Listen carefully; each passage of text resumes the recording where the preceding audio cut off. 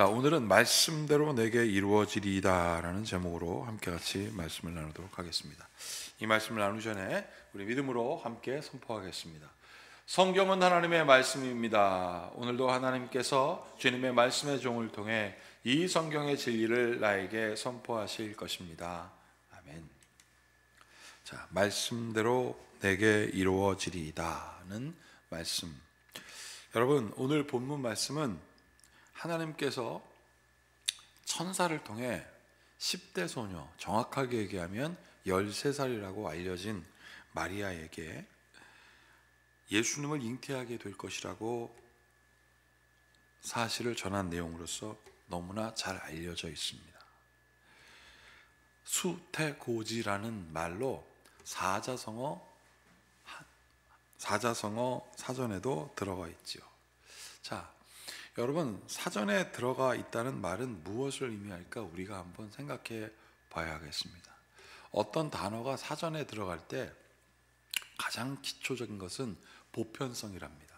많은 사람들이 사용하는 단어. 자, 많은 사람들이 그 단어를 왜 사용하는지 그 이유를 얘기를 했습니다. 두 번째는 사회성이라고 써 있어요. 그게 사람들과 어떠한 관계가 맺혀져 있고, 세 번째는 사실성이라고 합니다. 보편적으로 많은 사람들에게 알려져 그들의 관계가 그 사회가 문화를 형성하는 데 있어서 결정적인 원인을 제공하였다고 한다면 사실에 입각하여 그거를 사전에 넣는다는 거예요. 수태고지라는 말도 그런 보편성과 사회성과 사람들에게 알려진 이 사실이라는 말을 적어 넣었던 것이었던 거예요. 이것이 사전에 기록되어 있다면 오늘 본문 말씀인 누가복음은 어떻게 시작될까 우리가 함께 살펴볼 필요가 있을 것 같습니다. 이 수태고지를 어떻게 시작하고 있는지, 우리 중에 이루어진 사실에 대하여 이렇게 시작합니다. 오늘 이 누가복음의 말씀은 누가라고 하는 예수님의 제자였는데 예수님을 직접 본 제자도 아닙니다. 이 누가는 예수님을 직접 따라다니면서 보지는 못했지만 예수님의 그 은혜를 다 기억하고 예수님의 제자들을 통하여 전해들은 그 모든 일들을 누가가 어떻게 기록했냐면 이 누가의 의사의 관점으로 들었어요. 누가는 의사였거든요. 그래서 그 의사인 관점으로 이 사람은 무엇에 기초하였었냐면 과학적 사고를 기반으로 했습니다. 성경 말씀을 과학적 사고를 기반으로 했다? 왜 이것을 우리가 읽고 누가는 그렇게 했지? 어떻게 성경이 과학적 사고의 기반일까? 여러분, 왜 누가가 그랬을까요? 그렇게 누가가 과학적 사고를 기저로 했다라는 것이 바로 여기서 나옵니다. 과학은 사실을 증명하거든요. 근데 그 사람이 이렇게 뭐라고 합니까? 우리 중에 이루어진 사실에 대하여 라고 하면서 누가가 접근하고 있습니다. 그리고 여기에는 목격자도 있었습니다. 그리고 그 목격자를 말씀에 일꾼된 자들이라고 써놨고요. 목격자들 그리고 말씀에 일꾼된 자들을 증인이다 라고 하였습니다. 우리가 소위 사실이라고 하는 모든 것들이 다 갖추어져 있어요. 사실을 입증할 증인들, 그들을 구체적으로 말씀을 전하는 일꾼들이라고까지도 하였습니다. 그리고 이 편지를 쓴 대상도 누구인지 기록해 뒀습니다. 그래서 제가 과학적 사고를 기반으로 썼다 했습니다. 누가는 예수님의 탄생이 사실이었다는 거예요. 자, 계속 보십시오. 우리 중에 이루어진 사실에 대하여 그들은 이것을 처음부터 말씀의 목격자여 전파자가 된 이들이 우리에게 전하여 준 대로 엮어냈습니다. 그들이 전해준 이야기를 그대로 엮어내었습니다. 그러면서 그런데 라고 썼는데, 그렇다면 이게 반대입니까? 사실이 아니다라는 뜻이 아니라 이 그런데는 강조하는 거거든요. 그런데 존귀하신 데오빌로님, 나도 모든 것을 시초부터 정확하게 조사하여 보았으므로, 과학적 사고 맞죠? 정확하게 조사하여 보았으므로 가깝게 그것을 순서대로 써드리는 것이 좋겠다고 생각하였습니다. 이리하여 각하께서 이 이미 배우신 것들이 확실한, 여기 또 뭐라고 되어 있습니까? 사실임을 아시게 되기를 바라는 바입니다. 이것이 오늘 누가복음의 시작입니다. 여러분, 데오빌로라고 하는 말은 하나님께 사랑받는 자라는 뜻이에요. 그런데 그 데오빌로라고 해놓고 각하라고 했지 않습니까? 그러면 로마의 높은 관직에 있는 사람, 각하라고 하면 고위 관직, 총독 정도 되는 사람이에요. 그냥 막연한 어떤 사람에게 편지 쓴 것이 아니라 구체적인 누군가에게 쓴 겁니다. 과학적 사실이라는 거예요. 나는 모든 증인과 말씀을 전한 일꾼들에 의하여 처음부터 끝까지 다 조사하였습니다. 그리고 지금 뭐라고 되어 있습니까? 각하께서 이미 배우신 일들이 확실한 사실, 각하이지 않습니까? 총독이라면 내가 이 정도에 대한 것들은 다 알아봐 라고 할 수 있는 것이라는 거죠.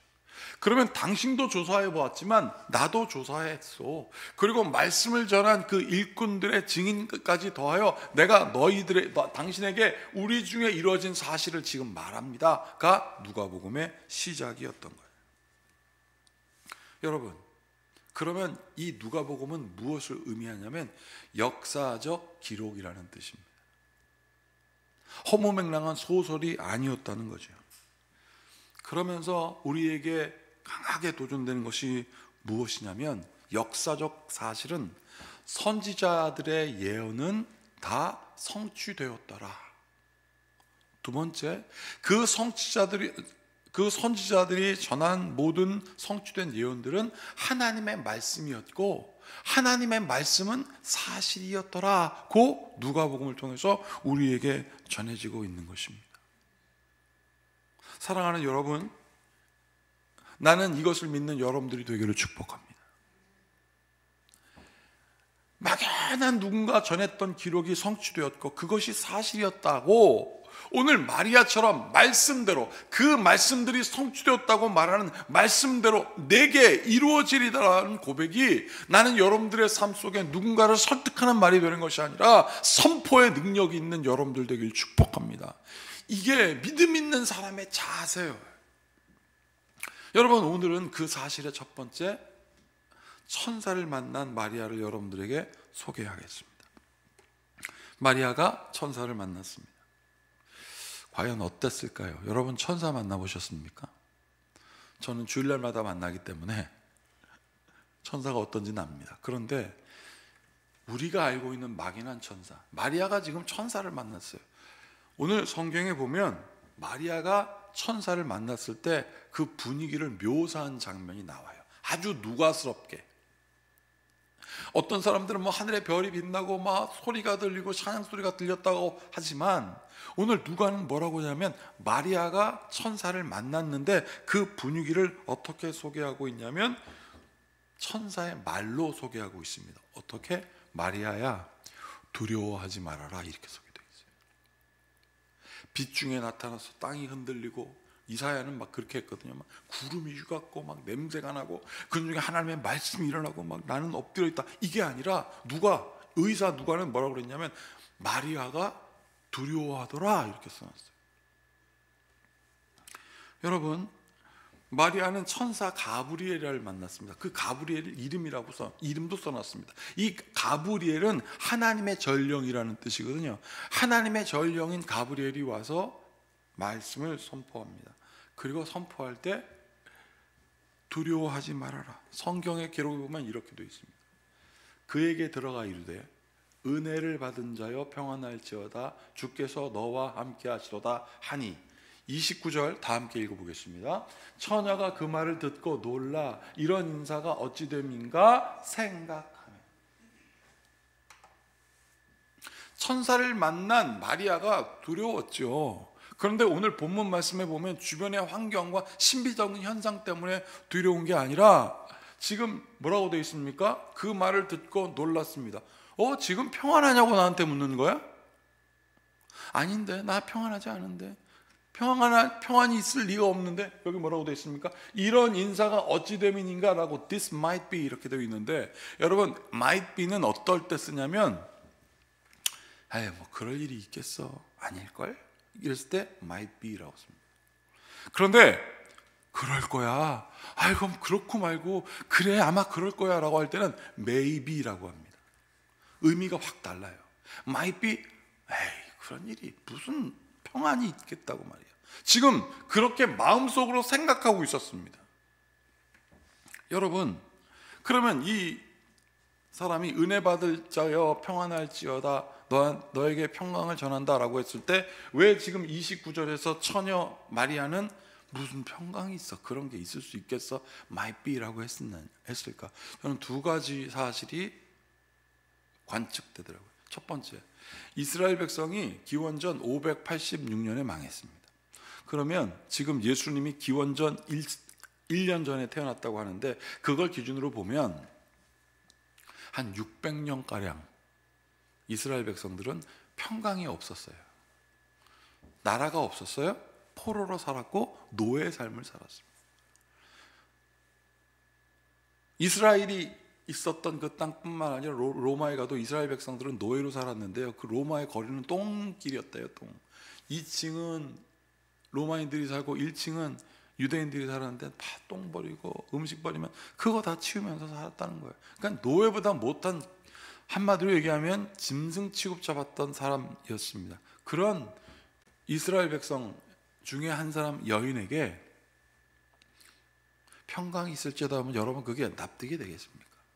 자그마치 600년 동안 평강하지 않았는데. 자, 그런데 제가 첫 번째 이런 어떤 과학적인 사실이라고 하는 역사적 근거에 따라 마리아가 생각하고 무슨 평안이 있을 수 있을까? 생각했을까라고 보니까 나이 때문에 이 여자가 그 생각 못했을 것 같아요. 13살이면 초등학교 6학년인데 지금으로부터 600년 전 우리나라는 나라를 빼앗기고 그렇기 때문에 평안이 없겠다라고 생각했겠냐고요. 자, 그것도 이유가 되겠지만 두 번째, 평안할까? 이게 무슨 소리야, 평안할까? 두 번째 이유는 현실성이었어요. 마리아 13살입니다, 여러분. 이스라엘 보통 여자들이 결혼할 때 13살이나 14살 둘 중에 그 사이에서 결혼한대요. 그들은 그때를 사춘기로 알았기 때문에 그걸 이기는 건 결혼하는 거다라는 관습 때문에 13살에서 14살 사이의 여자는 결혼하고 남자는 15에서 20살 사이에 결혼했는데 그때 가장 일할 수 있는 능력이 막 넘치니까 들에서 양도 치고 일도 할 수 있으니까 능력 있는 남자라고 해서 15세에서 20세에 다 결혼했대요. 자, 근데 마리아는 적당할 때 결혼했습니다. 13살에.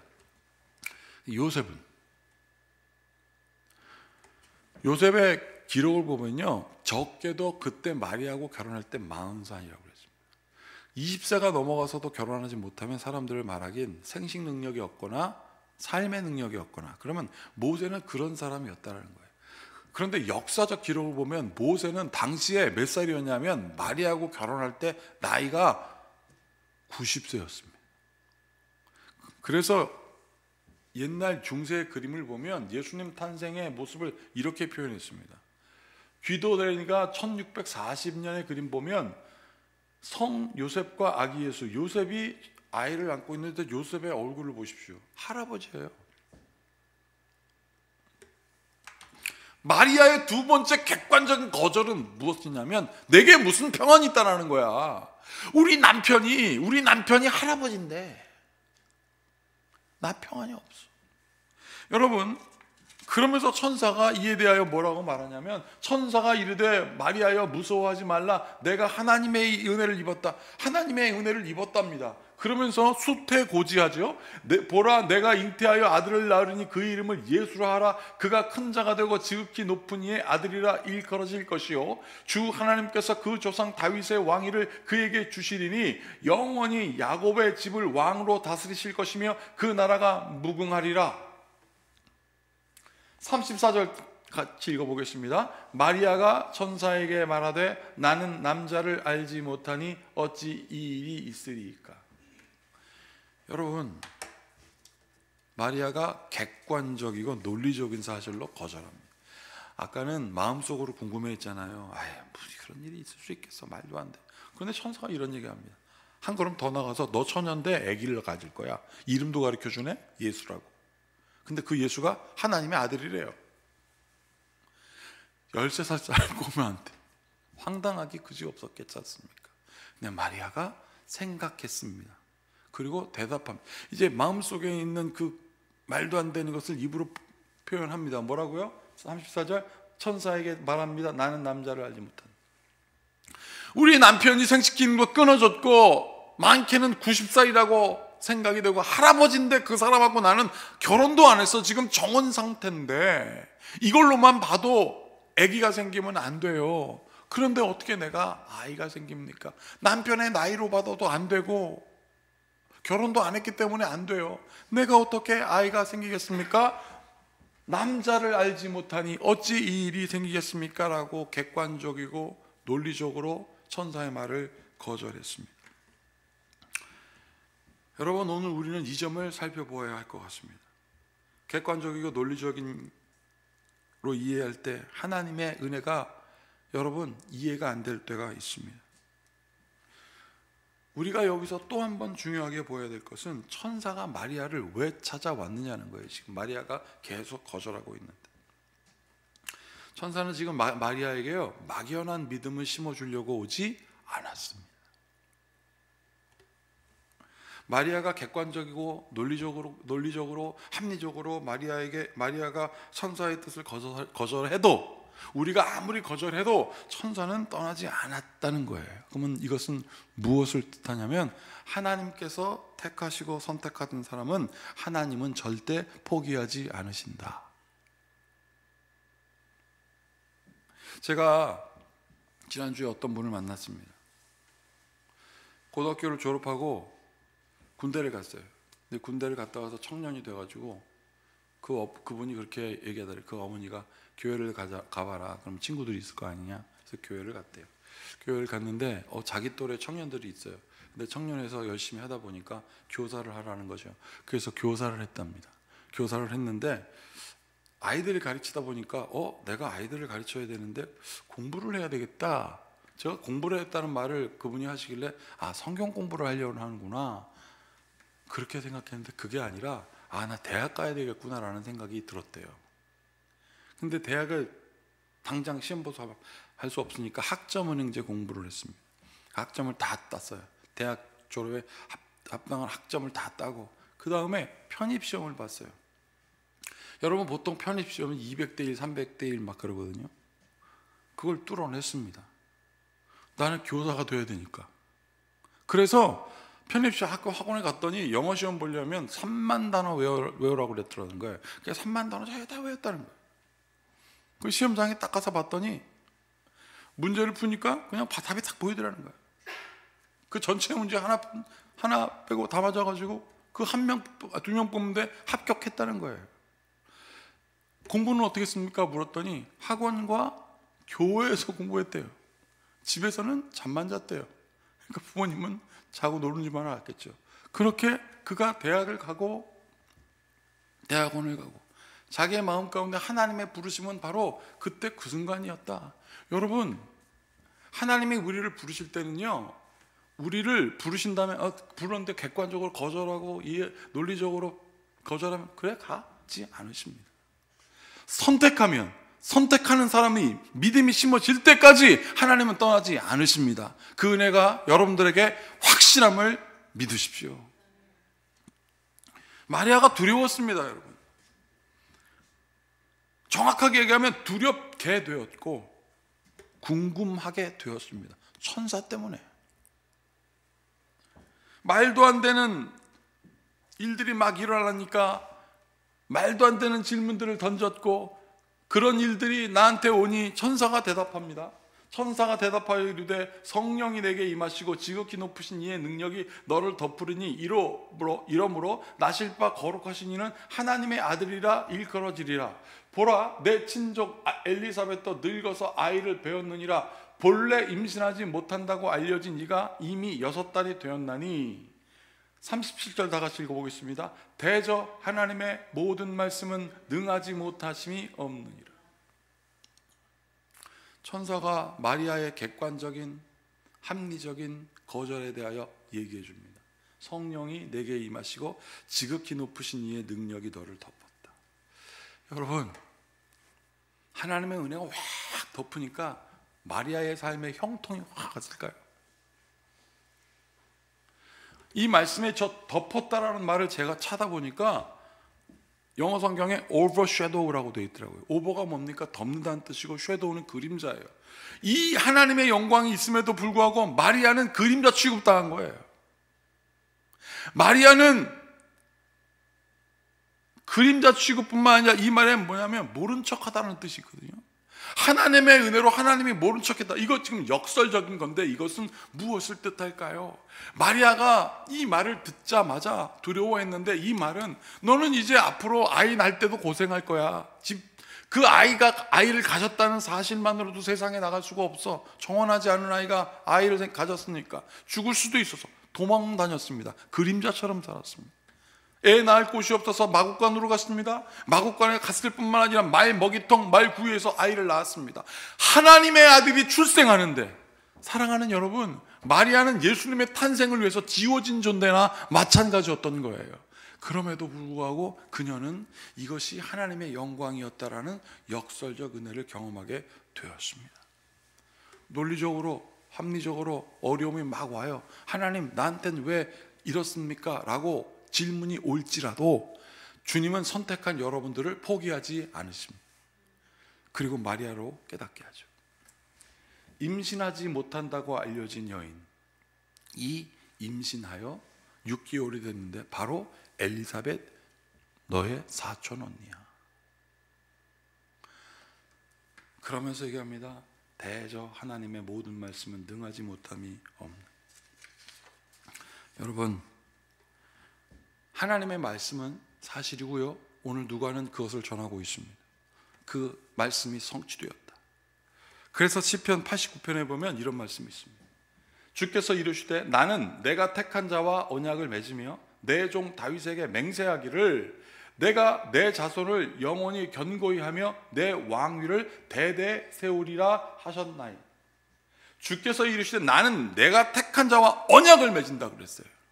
그 언약의 말씀은 막연한 말씀이 아니라 하나님의 뜻이 이루어지기까지 하는 말씀입니다.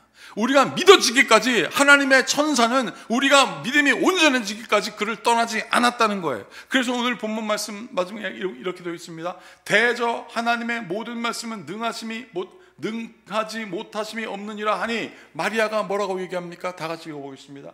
마리아가 이르되 주여 여종이오니 말씀은 내게 이루어지다 하매 천사가 떠나갔습니다. 믿음이 심어지고 그 믿음으로 고백하니까 천사가 떠났다는 거예요. 사랑하는 여러분,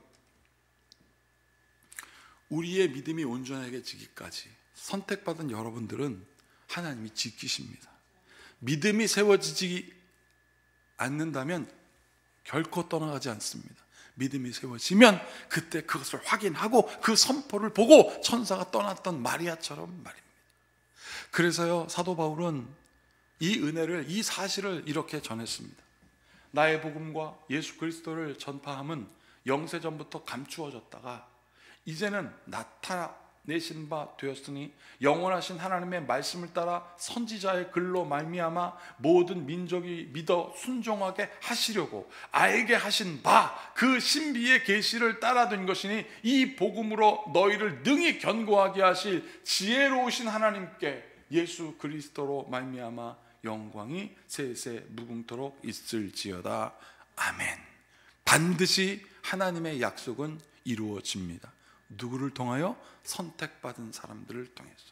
그래서 그들의 입술의 고백을 하게 하죠. 주여 말씀하신 대로 내게 이루어지이다. 이 모든 지각에 뛰어난 주님의 평강이 말씀대로 이루어지기를 함께 고백하고자 하는 여러분들의 마음과 생각을 지킬지어다. 기도하시겠습니다. 하나님의 말씀대로 나를 사용하여 주시옵소서. 그 거룩한 밤, 주님이 나신 밤,